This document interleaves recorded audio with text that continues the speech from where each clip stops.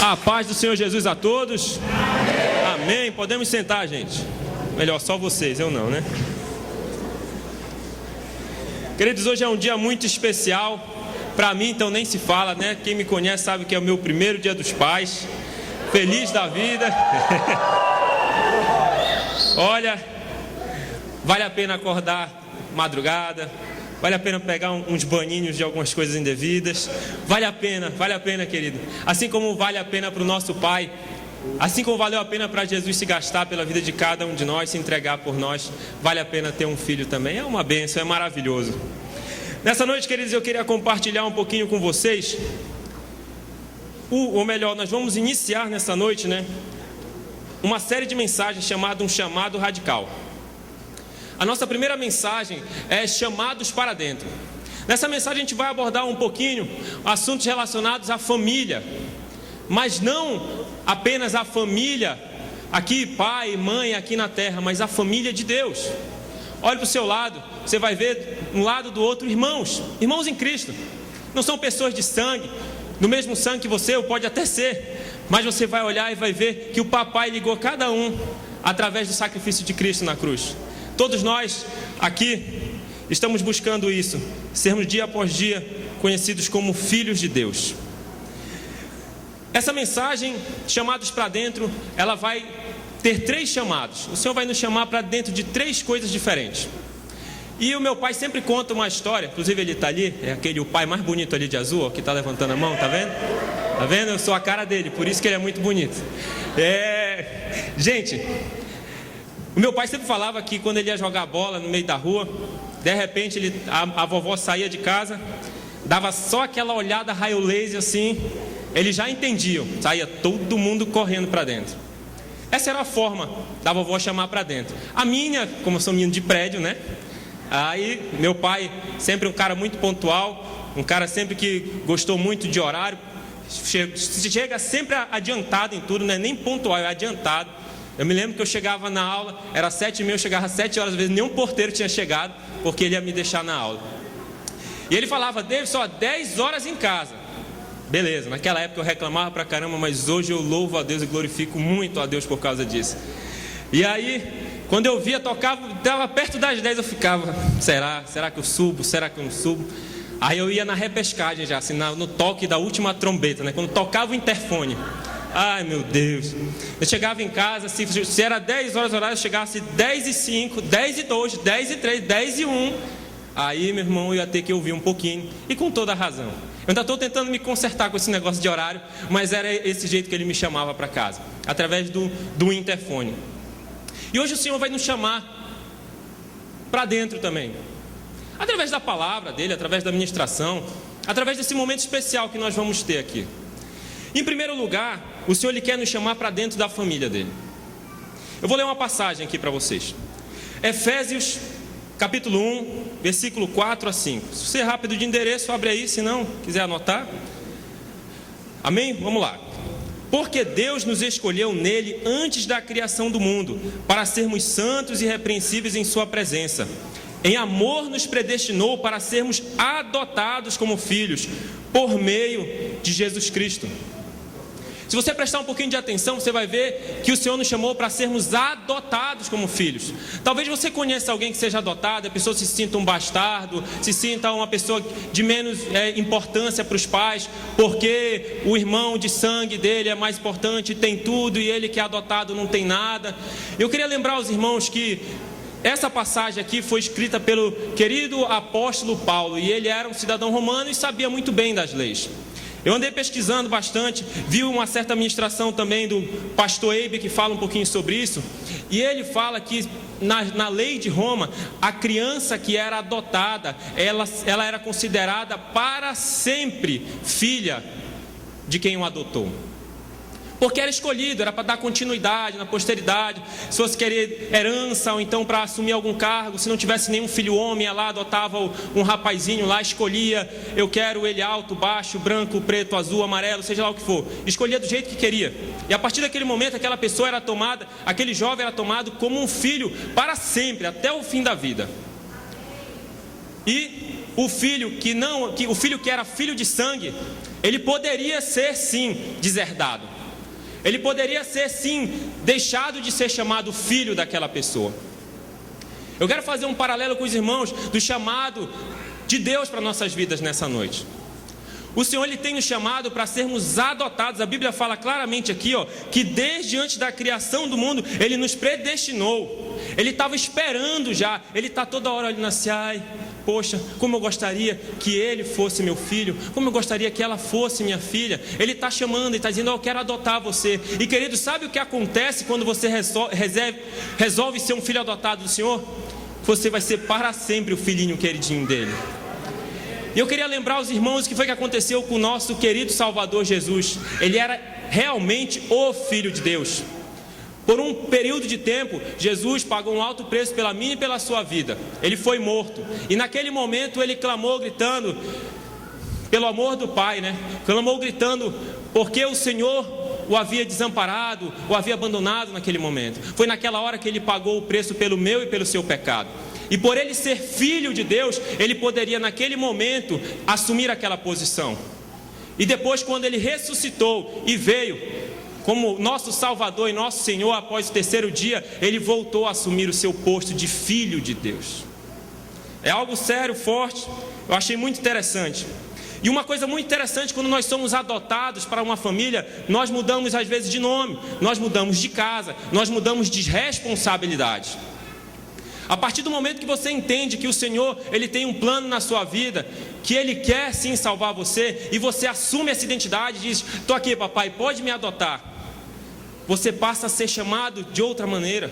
Você deixa de ser o filho do mundo, o filho de um homem ali, e você passa a ser chamado filho de Deus. O seu nome muda, quando você entende o chamado de Deus para a sua vida. Algo muito interessante também é que quando nós entramos na família de Deus, Ele nos chama para uma casa nova. E eu queria lembrar aos irmãos que a palavra de Deus fala muito claramente que nós somos templo do Senhor, que nós somos a casa de Deus. A gente vai falar um pouquinho mais sobre isso daqui a pouco. E também Ele nos chama para algumas responsabilidades. Quem já tem uma vida entregue ao Senhor, quem já está na casa do Senhor, sabe que o Senhor tem colocado responsabilidades nas nossas vidas. Nossos vizinhos, amigos, parentes, Ele chega e olha e diz, filho, isso aqui, essa pessoa aqui é para você influenciar, é para você mostrar o quanto é bom me servir, é para você mostrar o quanto é maravilhoso viver para mim. Mesmo quando você passa por lutas, dificuldades, você vai lá e faz aquilo que a minha palavra diz, ide, pregai o evangelho a toda criatura, ide, fazei discípulos. Querido, se você também assumir esse chamado, se você atender a esse chamado do Senhor de entrar para a família dele, você tem pelo menos 3 maravilhosas garantias. A Bíblia diz que Deus, Ele é amor. No mundo onde os pais são exceções, aqueles que amam de fato os filhos, no mundo onde os pais mal querem saber o que os filhos pensam, querem, no mundo onde os pais pouco têm dado carinho ao seu filho, na família de Deus, se você entrar para ela, você vai ter um pai que a essência dele é amor. Não vai faltar amor na sua vida, porque Ele não apenas dá, mas Ele é. Se você entrar para a família de Deus, você vai ter um irmão mais velho que já deu a vida por você. Quem é esse irmão? Quem? Jesus. Queridos, se você entrar para a família de Deus, você vai ter o Espírito Santo de Deus, que Ele pode lhe dar um consolo muito melhor do que o colinho da mamãe. Ele é o Consolador. Então na família de Deus você tem pelo menos 3 figuras representadas. Sem contar que o Espírito Santo é aquele que é o responsável por entrar em nós, fazer uma geral em nós. E se os irmãos lembrarem, geralmente, é lógico, não estou dizendo que é uma regra, mas é a figura da mãe, aquela que cuida, aquela que arruma, aquela que deixa tudo bonitinho. E o Espírito Santo de Deus faz isso na sua vida. Eu tenho que lhe dizer também que se você assumir o chamado de entrar para a família de Deus, é lógico que se você entrou numa família, você vai ter que morar onde? Numa casa. Toda família tem uma casa. Toda. A família de Deus, ela tem uma casa. Na verdade, ela é a casa. Olha o que a palavra de Deus fala. Efésios 2:22. Nele vocês também estão sendo edificados juntos para se tornarem morada de Deus por seu Espírito. Queridos, nós sozinhos somos tijolinhos, nós juntos somos a habitação de Deus. A Bíblia deixa claro que vós sois templo, morada, seja lá qual for a tradução que você lê do Espírito Santo. A Bíblia não está simplesmente dizendo que cada um individualmente, não, todos nós somos morada do Espírito Santo juntamente. É justamente por isso que Paulo ele faz tanta questão de falar, queridos, não deixe de congregar como é costume de alguns. Por quê? Porque é ruim? O que Salmos fala? Quão bom e quão suave é que os irmãos estejam em comunhão, em união. Por quê? Porque é bom, querido, o papai sabe disso, você cresce com isso. Você vai ver também, quando você entrar na casa de Deus, que nela você consegue ter coisas muito semelhantes que você tem ou deveria ter na sua casa. Quer ver? Na casa de Deus você pode descansar. Você encontra descanso. O Senhor proporciona descanso a você. E na sua casa você também pode descansar.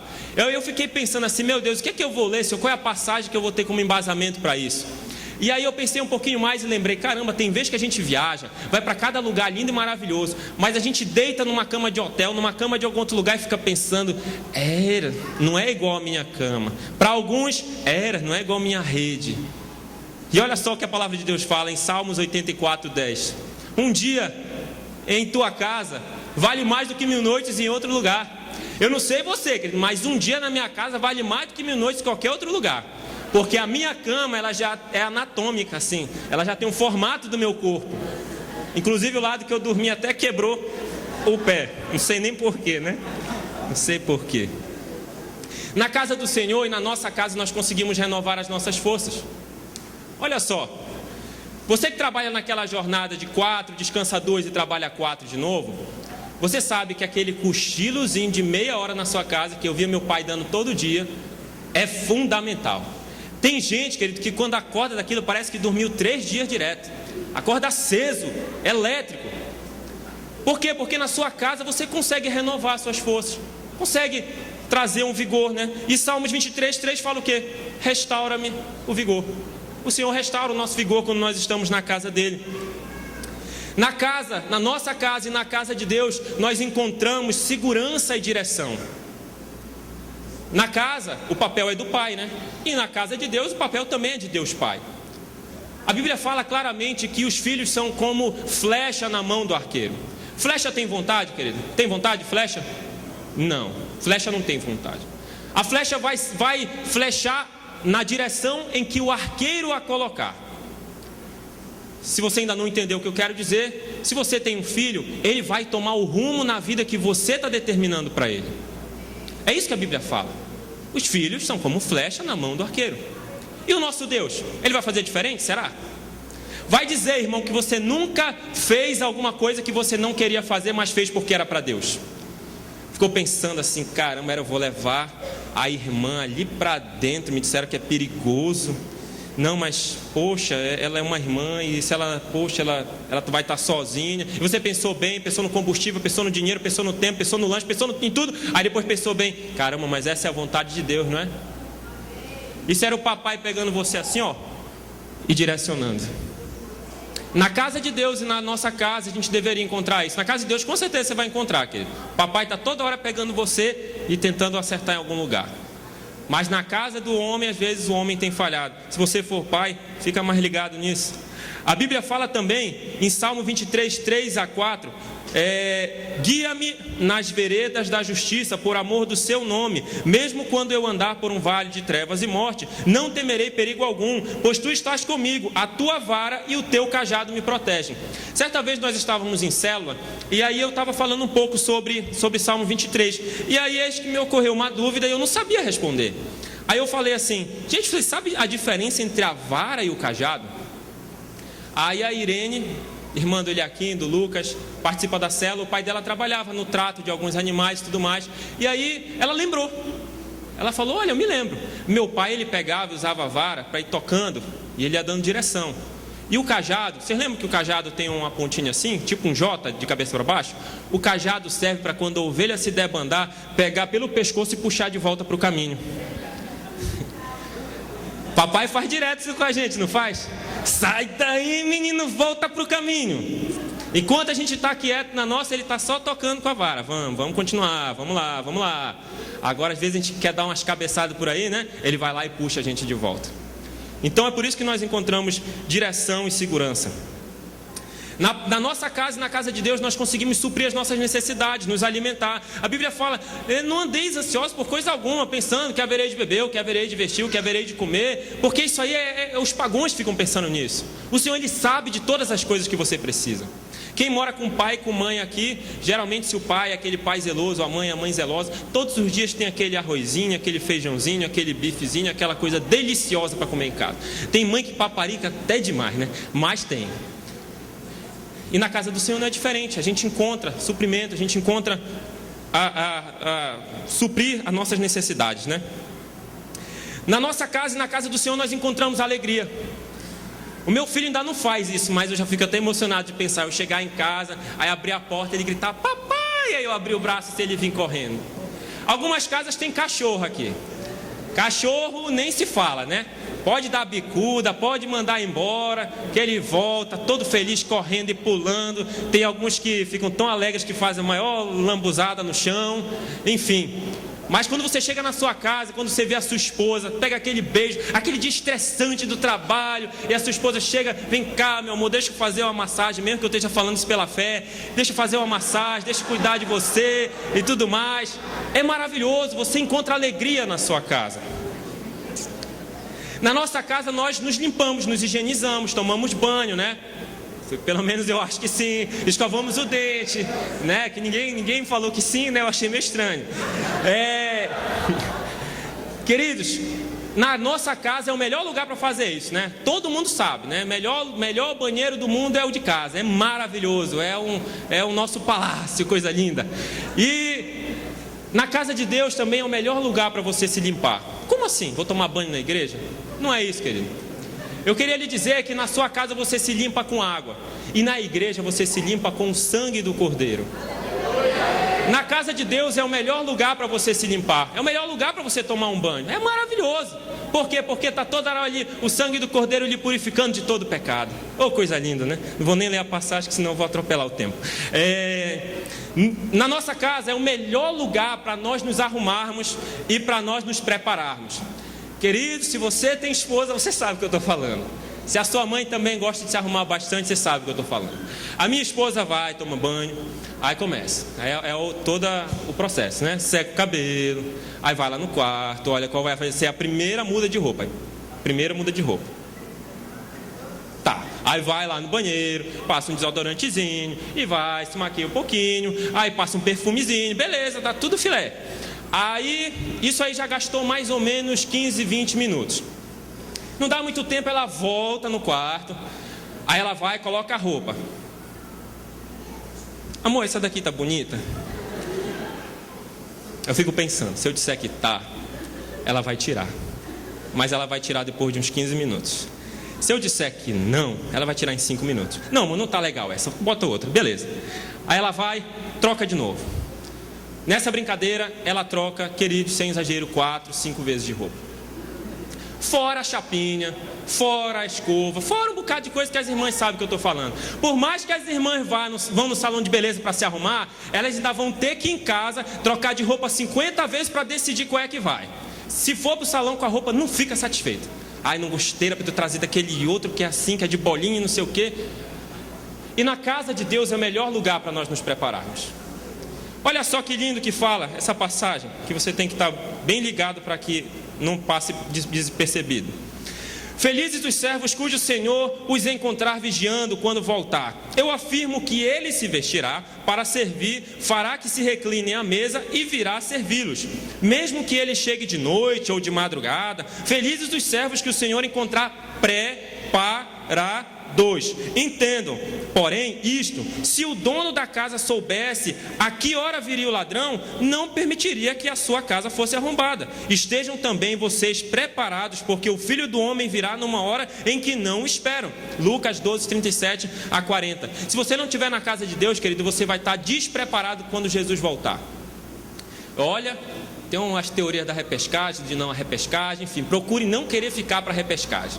É melhor você ir de cara logo. Esteja preparado, esteja na casa do pai, ali tomado banho, arrumadinho, já tenha trocado de roupa 50 vezes, mas esteja lá sentado esperando o papai chegar para buscar você.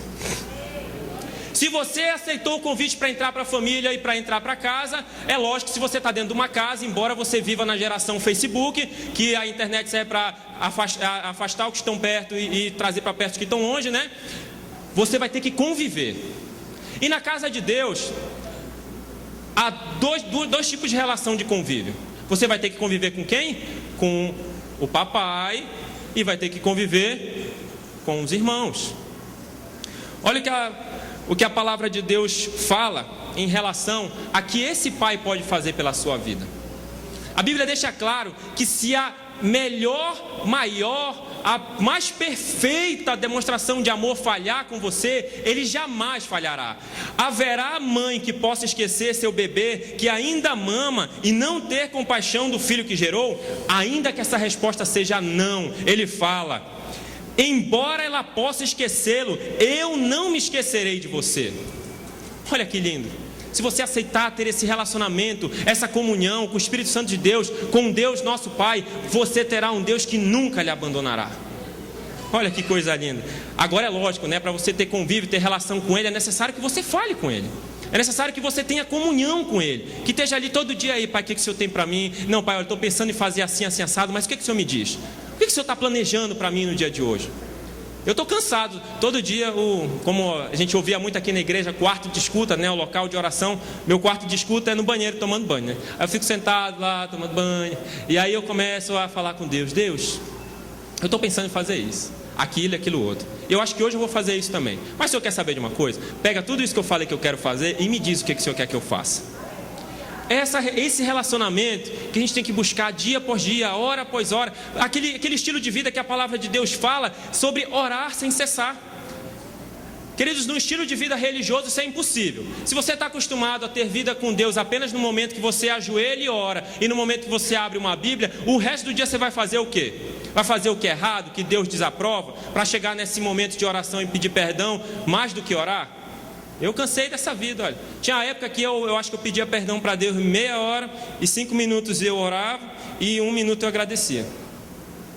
Se a gente começar a buscar um tipo de relacionamento com Deus que é desse nível, orar sem cessar, que está toda hora aqui, estou andando, estou no ônibus, e aí, Senhor, poxa, legal esse ônibus aqui, bonito. Poxa, Senhor, guie meus passos, eu proteja de todo mal, aonde eu estiver indo. Senhor, não me permite sentir esse cheiro desagradável que está aqui. Enfim, está toda hora clamando ao Senhor. Eu tive que ouvir umas 300 vezes a ministração do pastor Ebe, a oração de entrega, para eu entender isso. Hoje, a minha esposa chega: olha, amor, deu brotueja na cara. Vamos orar, pode orar. Não passa nada ainda, vamos orar. Amor, estou com dor de cabeça, vamos orar. Amor, vamos orar. Amor, estou pensando, vamos orar. Quero orar, vamos orar. Pronto. Enfim, tudo tem que estar embasado nisso. Se nós tivermos a direção de alguém que sabe mais do que nós nunca vamos ficar dando cabeçada por aí. Agora a gente quer fazer pelas nossas forças, né? Aí já sabe no que dá, né? Se pudesse olhar no mundo espiritual, na cabeça de muita gente estava cheio de galo, né? Tanta cabeçada que dá por aí. Enfim, relacionamento com os irmãos também. A Bíblia fala em João 3,16: porque Deus amou o mundo. Vai, continua, vai, que se você sabe, vai. Porque Deus amou o mundo.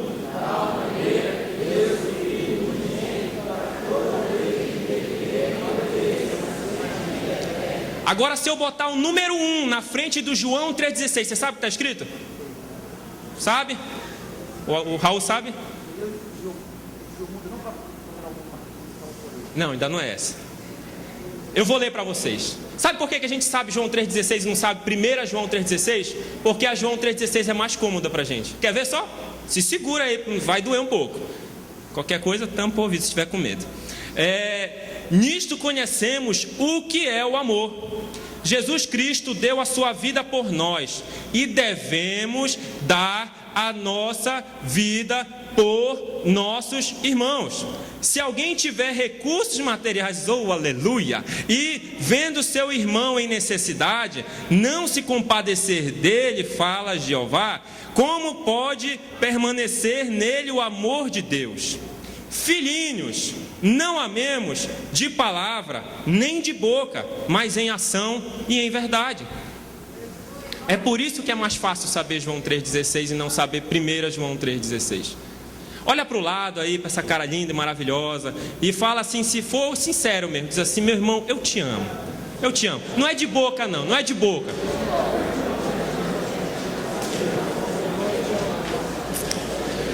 Aí eu vou ler para vocês aqui, silêncio, vamos lá, 1, 2, 3, vamos lá, vou ler para vocês. Se alguém tiver recursos materiais, aí vocês lembram que eu falei depois, né?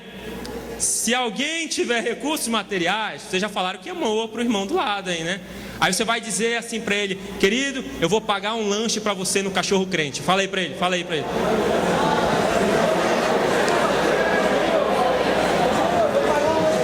Amém? Amém? Então pronto, né? Vai pagar para mim? Beleza.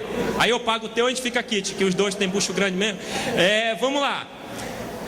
Queridos, a melhor maneira da gente demonstrar amor por alguém é se doando, se gastando por aquela vida. Não é apenas de boca, não é de palavra, não é apenas de um discurso legal. Hoje foi um dia que com certeza muitas pessoas usaram a boca apenas para discurso. Pai, é porque eu te amo e o Senhor é o cara e não sei o quê. E depois saiu de lá arrebentando com ele. Papai não faz isso, não faz aquilo outro. Porque tem muita gente amando só aqui, ó, de boca. E o Senhor tem nos chamado a fazer diferente. Assim como Jesus se entregou por nós, Ele está nos convidando nessa noite a nos entregar pelos outros. Olhe para o lado, olhe para o outro e veja quantas pessoas você trouxe hoje para ouvir a palavra de Deus aqui na igreja. Quando o Senhor nos chama para a família dele, Ele chama para a família, Ele chama para casa e Ele chama para o convívio. E no convívio Ele todos os dias vai estar lá dizendo para você, através da palavra dele, através da intimidade que você tem com Ele, dizendo: meu filho, ó, você tem um compromisso comigo. A minha palavra fala para você ir pregar o evangelho a toda criatura. A minha palavra fala para você fazer a diferença. Se você realmente tem um convívio com Ele, é isso que você vai experimentar. Não adianta apenas estarmos na família, não adianta apenas estarmos na casa. Nós temos que ter relação com Deus, relação com os irmãos. Há pessoas que se assustam, há pessoas que olham assim: nossa, no encontro com Deus, para a pessoa trabalhar, ela paga, é? Não deveria pagar ela? É isso mesmo, a pessoa paga para trabalhar. Por quê? Porque é 1 João 3,16 se cumprindo. Há os que não cumprem, há muitos que cumprem também. É igual eu estava falando agora da carona. Você tem um bem material, você tem um carro, Deus lhe deu, então use ele para a glória de Deus. É por isso que o Senhor deixa de abençoar tanta gente. Porque a pessoa está toda hora ali: quer um carro, quer um carro, quer um carro. E vai usar para quê? Para botar um sonzão atrás e ficar ouvindo tunte-tunte? É para isso? Se for para isso, não vai servir para nada. E olha só que lindo, olha que belezura, querido, que você ganha em andar em comunhão com alguém. Olha para o lado, olha para o outro, vê se a galera da sua célula, se é alguém que você conhece, e diz assim: ó, vamos andar junto mesmo?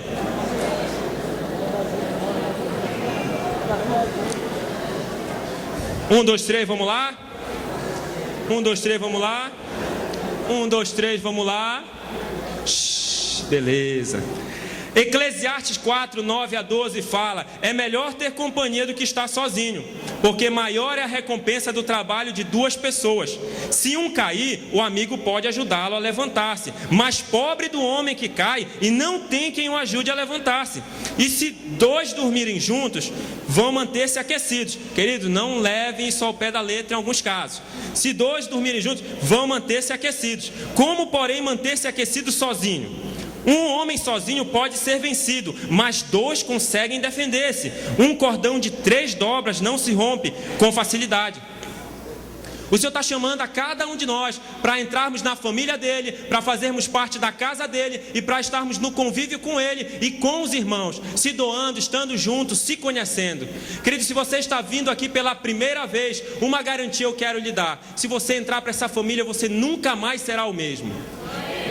Olhe para o seu lado, olhe para o seu outro, está cheio de cara linda aí que pode ser tudo seu irmão. Olha só que família grande. Quando você estiver precisando de uma carona, quando você estiver precisando de um dinheiro, quando você estiver precisando de tanta coisa, esses irmãos podem abençoar a sua vida.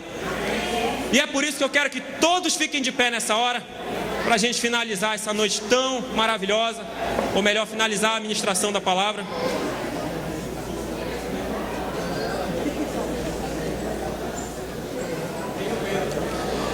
Você que já faz parte da família de Deus, olha para o lado, olha para o outro, certifica mesmo que a pessoa que está do seu lado já é seu irmão em Cristo. Dá uma checada aí, dá uma checada. Pergunta para ele, você já entrou